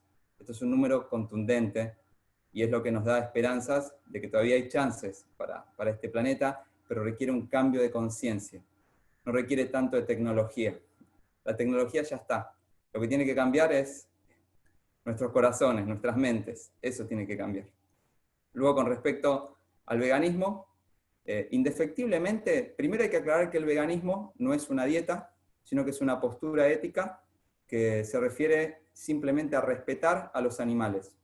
No se necesita necesariamente amar a un animal o tener empatía con un animal, porque ni siquiera los humanos las tenemos con otros humanos, pero sí respetar. Dicho en otras palabras, no joderles la vida. De eso se trata el veganismo. Si lo llevamos a la alimentación, obviamente es no explotar a los animales de ninguna manera y obviamente que no estén en nuestro plato de comida. Obviamente que esa dieta basada en alimentos 100% de origen vegetal devolvería ese 70% que les hablé, volverían a ser bosques y selvas. Por eso se dice que el futuro es vegano. Quizás las generaciones más nuevas, los jóvenes, no les haga tanto ruido esto y lo comprendan de una manera más fácil que las generaciones pasadas, ¿no? Incluyo la mía y la de mis padres y mis abuelos. Pero los números son irrefutables. Si quisiéramos alimentar con animales de la misma manera como lo estamos haciendo ahora, para la población que van a ser 10.000 millones de humanos en el año 2050, directamente todos los bosques por los cuales estamos peleando hoy ya no existen, incluido el Amazonas. Esto es, como les dije antes, matemática. 1 más 1 es 2. Por eso, indefectiblemente, el futuro es vegano. Vamos a tener que empezar a familiarizarnos con estas palabras de especismo, antiespecismo, y obviamente que esto no ataca, y esto es súper claro el mensaje, para nada estamos en un lugar como para juzgar a los pueblos originarios, campesinos humildes que usan a los animales en sus territorios, para nada.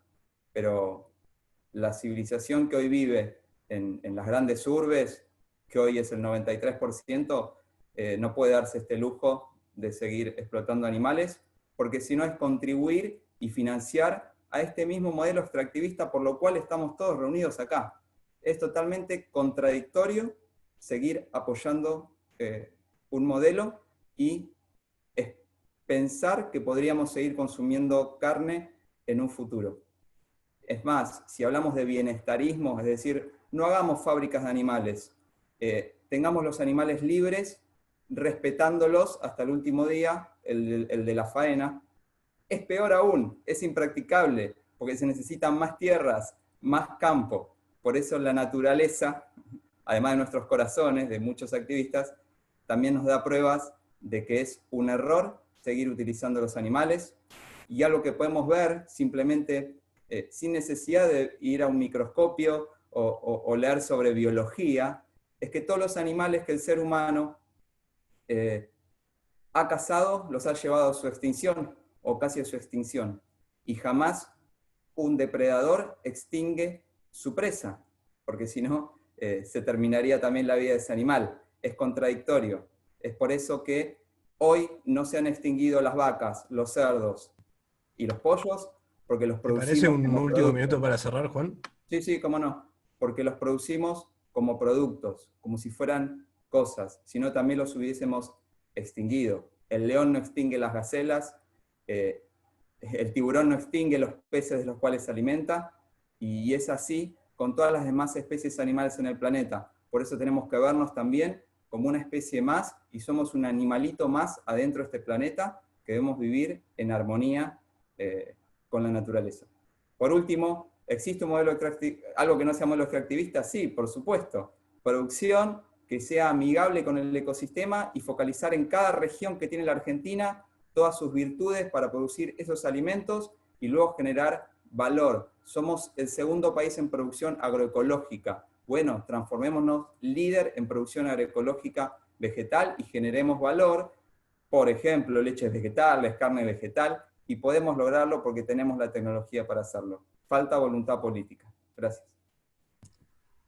Gracias a vos, Juan Esteche. Pasamos a Juan Bello. Gracias.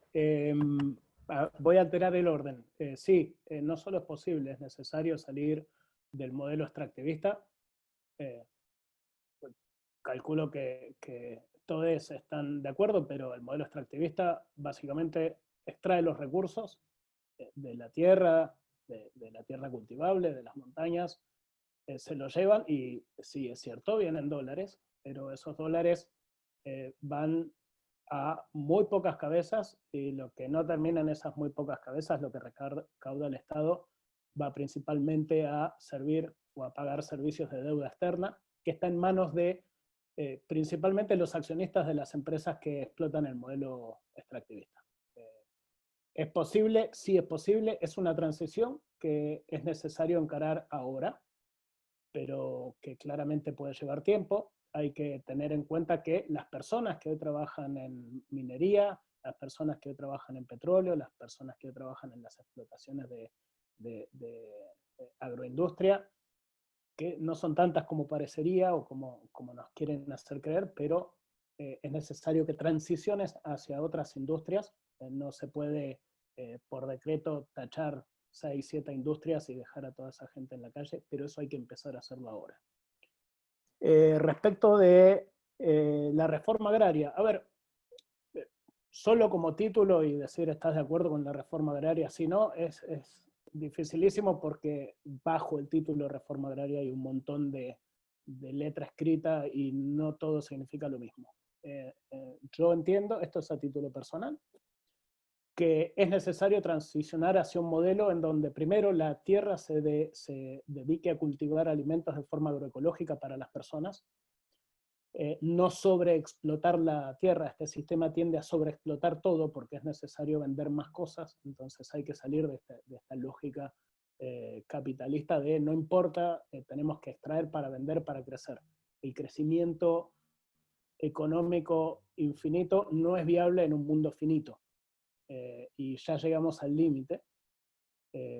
La única alternativa a eso es un decrecimiento ordenado, prolijo, que esté al servicio de regenerar el ambiente en donde tenemos que coexistir con el resto de las especies, animales y vegetales. Claramente en esa transición la tierra no puede estar en manos de muy poquitas corporaciones, es necesario para que sea socialmente justo que exista una redistribución del ordenamiento, a qué dedicamos la tierra y quién produce y con qué objetivo. Sobre el veganismo, de vuelta, coincido totalmente con Juan. Si miramos 50 años de aquí adelante o 20 años de aquí adelante, no hay forma de que los humanos sigamos comiendo vacas. No hay forma. De hecho, en países como Argentina, la principal industria en términos de contaminación es la industria ganadera. El 22% aproximadamente de las emisiones de gases de efecto invernadero de la Argentina son por la producción ganadera. Y estos son informes del gobierno, de la Secretaría de Ambiente. Hay que salir de ahí. Hay que tener en cuenta temas culturales y temas sociales.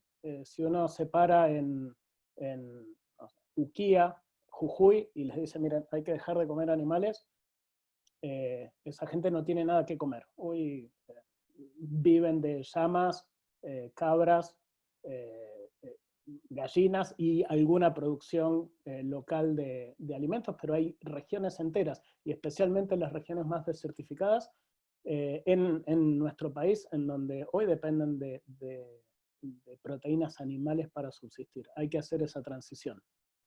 La humanidad no puede seguir comiendo carne porque básicamente en ese proceso, en el proceso de darnos el lujo de comernos un asado, para quienes les guste el asado, nos estamos quedando sin planeta. Yo dejé la carne cuando esta información llegó a mis manos. Igual que Juan, igual que muchos de nosotros, yo me crié en el interior. El espacio de reunión con amigues y con familiares era el asado. Esa transición la tenemos que hacer. Si no la hacemos por cuestiones éticas, la tenemos que hacer por cuestiones ambientales. Y es necesaria, en tanto en cuanto no exista la posibilidad de conseguir proteínas de fuentes sustentables, no hay forma de que la humanidad siga consumiendo los alimentos que está consumiendo hoy en día, y tenemos que salir de ahí. Más allá de las cuestiones éticas o morales que son muy íntimas a cada una de las personas, claramente el modelo de producción de alimentos tiene que ser local, tiene que ser agroecológico, y nuestra dieta tiene que estar basada en vegetales. ¿Eso se puede hacer en 2 días? No, pero es una transición que la humanidad tiene que empezar a hacer. Y para cerrar, todas estas cosas, la salida del extractivismo, que implica un cambio en la matriz de producción de energía, en la matriz de transporte, la salida de la ganadería industrial, que implica un cambio en la forma de producir alimentos, son partes de una transición muchísimo mayor, y es la transición que necesitamos hacer los humanos para no arrastrar a la mitad de las especies animales a la extinción. Solo se consigue con decrecimiento, y para que esto no sea un privilegio de muy poquitas personas, que hoy en día ya se están comprando las pocas tierras disponibles en lugares en donde se sabe que los patrones de precipitación no van a cambiar. Esto lo tenemos que hacer asegurándonos de que las decisiones se toman en el territorio. No puede ser que las decisiones se tomen entre 200, 300 personas en la ciudad capital. Y para eso es necesario abrir la democracia, y que estas decisiones las tomemos en conjunto las personas que vivimos en cada uno de los territorios. Si acá en la provincia de Buenos Aires podemos transicionar en 5 años a un modelo de producción agroecológico de alimentos que sustente a las personas, lo podemos hacer. Si en Jujuy o en Salta lleva más tiempo, o las decisiones tienen que ser diferentes, son decisiones que van a tener que tomar ellos de forma local, para salir de esta dinámica en donde el modelo de democracia representativa, en definitiva, solo ha servido para representar los intereses de los poderes económicos. No es una cuestión de una conspiración global, es una cuestión de cómo funciona el sistema, y hay que salir de esa lógica. Así que espero haber contestado todo. Gracias. Buenísimo, Juan Bello. Sí, creo que cubriste más o menos todas las preguntas. Pasamos a Carla. Dale. Carla de Diana. Bueno, miren, es la pregunta o el planteamiento más interesante, ¿no? Proponernos un régimen de producción, una forma de vínculo entre la humanidad y el ambiente verdaderamente humano, y no una relación alienada como la que tenemos ahora. Nosotros, desde el Partido Obrero, proponemos una revolución social. Somos socialistas y revolucionarios, es decir, consideramos que tiene que haber un régimen económico, social, político sobre nuevas bases. Y para esto hay que expropiar a los capitalistas. Porque la realidad hoy es que las personas no elegimos ni cómo trabajamos, ni cómo intervenir en los procesos productivos, ni cómo consumimos. Esto es una imposición objetiva, sobre la que algunas personas podemos intentar sobreponernos en función de tal vez alguna posición social de mayor privilegio, pero la realidad hoy es que las masas explotadas de nuestro país se debaten entre la subocupación, el subempleo o el desempleo pleno. El informe de UNICEF es que vamos a un cuadro donde 60-70% de las infancias de nuestro país van a ser pobres. Por lo tanto, pensar que vamos pensar o querer cargar las tintas en responsabilidades o conciencias individuales es de alguna manera una operación ideológica que favorece a los propietarios de la tierra, a los propietarios de los pulpos agroexportadores, a los propietarios de la industria láctea, es decir, a los propietarios de la energía, del transporte. Acá hay una clase social minoritaria que parasita a la masa trabajadora de nuestro país y a los recursos naturales de nuestro país, y esto se podría, digamos, con sus particularidades, generalizar a todo el globo, porque el régimen capitalista es un régimen universal, no en un sentido positivo, sino en un sentido de que, bueno, todos los países están atravesados por esta organización social que no planifica su producción y su consumo en función de las necesidades mayoritarias, sino que organiza esa producción en función de un único objetivo, que es obtener el beneficio.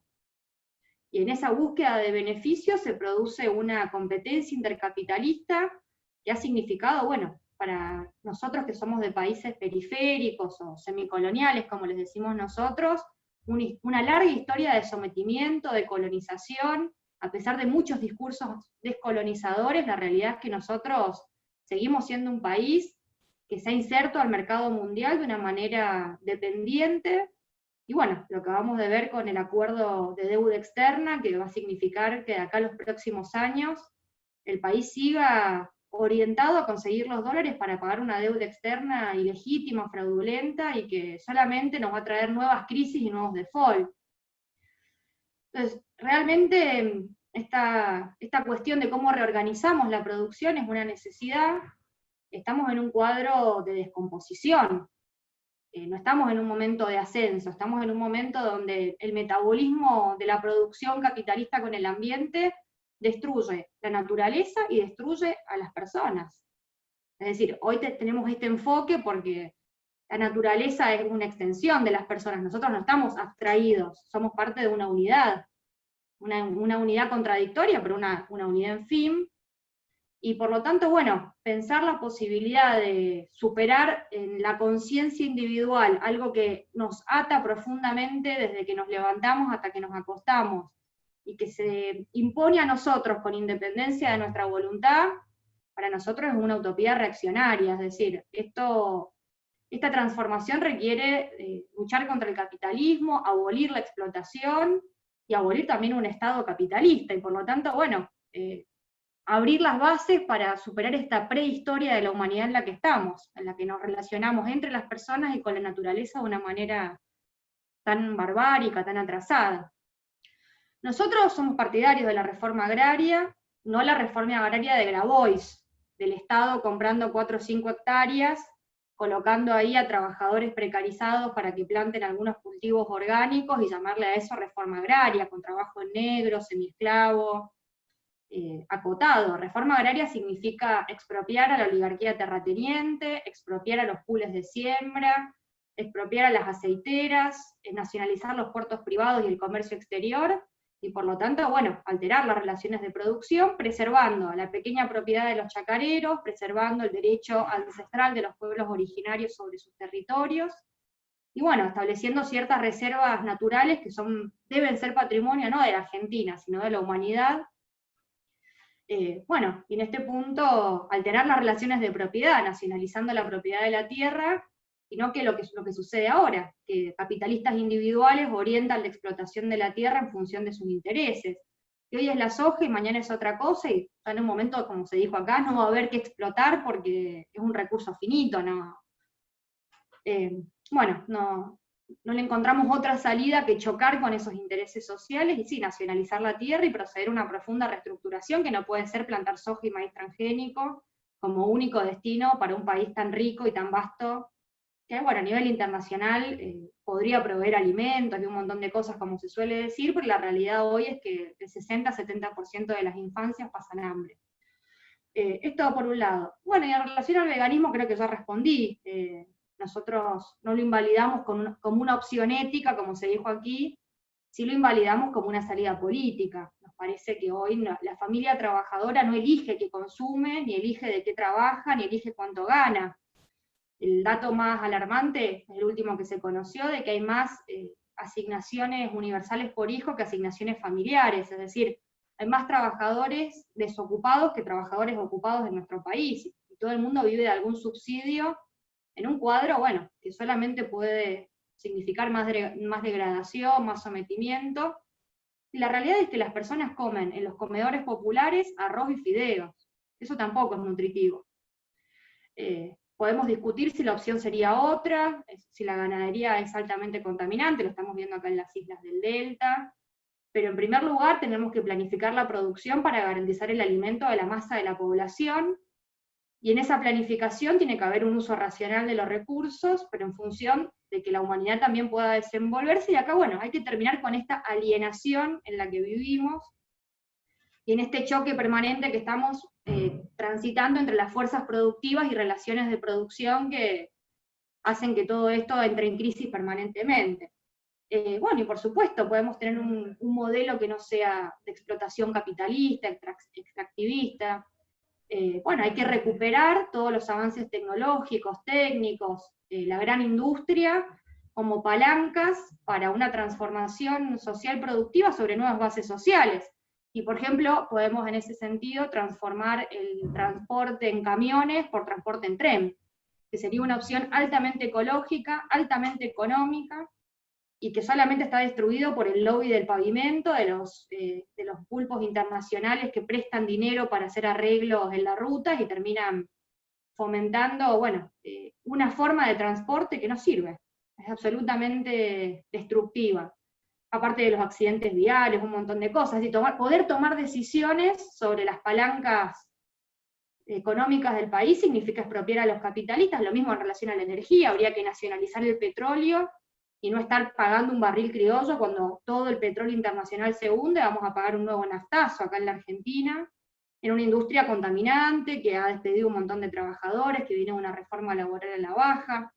Es decir, hoy estamos enfrentando de manera defensiva todos estos ataques, y bueno, por eso nosotros proponemos la organización en un partido obrero, independiente del Estado, y la lucha por la revolución socialista mundial. Brillante, Carla, muchas gracias. Acá llegan por el chat aplausos virtuales para todos.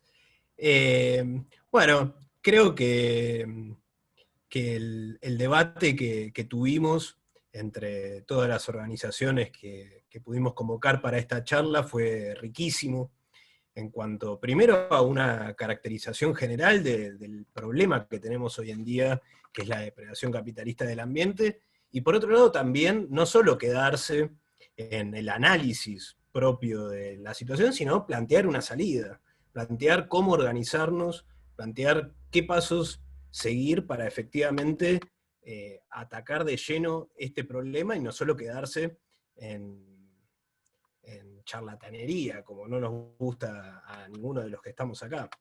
Así que quedaron cientos literalmente de preguntas en el chat. Después lo que vamos a hacer es pasárselo a cada uno de los oradores para que, si por sus propias redes quieren contestar alguna en particular, lo puedan hacer. Mismo les recuerdo a todos que esta charla fue grabada, que la vamos a subir a las redes, seguramente a YouTube, y para que también los compañeros de otras organizaciones lo puedan subir, para bueno, compartirla y poder volver a verla, o para gente que tal vez no pudo sumarse ahora en vivo a verla.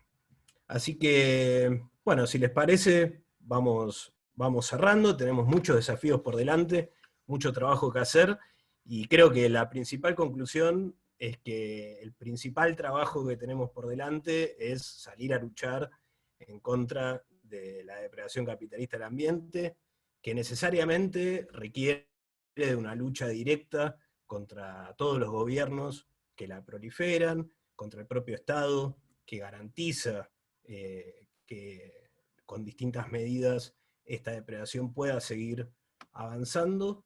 Así que les agradecemos, obviamente, a los 4 oradores que se prestaron amablemente a venir. Los saludamos a todos, así que damos por finalizado, si les parece, la charla. Nuevamente, muchísimas gracias a todos. ¿No habría por que venir. sacarse una foto, Martín? Sacamos fotos ya. Sí. Pero digo, pidiéndole a la gente que se conecte la cámara. Bueno, podemos todos poner la cámara, quienes quieran, y hacemos foto. Ahí tenemos algunos, estás por ahí, Vir, ayudantes para sacar alguna foto. Quienes tengan ganas de poner la cámara.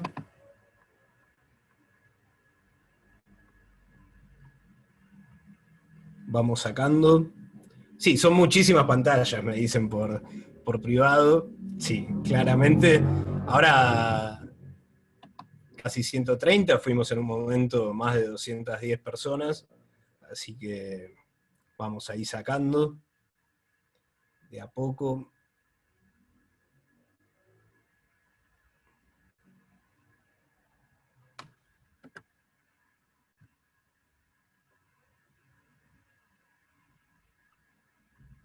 Bueno, calculo que deben haber empezado las fotos por la primera página. tengo que salir corriendo. Sí, tranqui, Juan. Bueno, Juan, muchísimas gracias en nombre de Tribuna, muchísimas gracias y un abrazo grande. Gracias y nos veremos en la lucha. Nos veremos en la lucha. De una, Juan. Con amor Chao. y furia. Besos. Muchas gracias a todos, nos vemos en la lucha. Chao, compañeras, compañeros, Chao. compañeros. Un besito. Muchas gracias a todos por participar. Nos vemos.